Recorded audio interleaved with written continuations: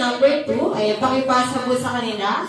And then, number 2, pupunta po na mabilis sa harap ng upuan. Then, gagawin po ang aking mga sasabihin. So, exhibition, dribble,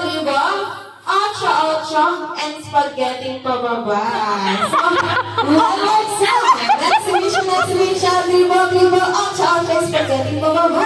And then, pag sinabi ko namang shoot the ball means puputukin niyo na po yung balloon sa upuan. Kung kaninong number ko po sasabihin ang shoot the ball. So, number 3, shoot the ball, kayo po ang magpuputok. So, raise to 2 points. Kung sino maka 2 points, ayun na po ang winner. So, ayan, sino kaya magaling kumete? Boys ba o girls? So, pabilisan ko ito ah.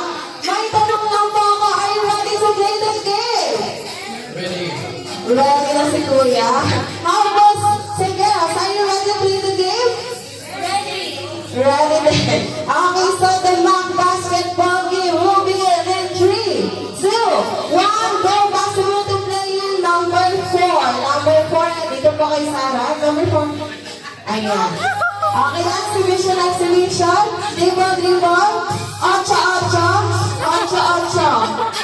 Yeah, spaghetti pababa. Spaghetti pababa. Okay, so number 2. Kapit na ba? Exhibition. So, pabilisan po ito. Kailangan po natin tumakbo. Ayan. Exhibition. Dribble. Ocho. Ocho tayo. Ocho.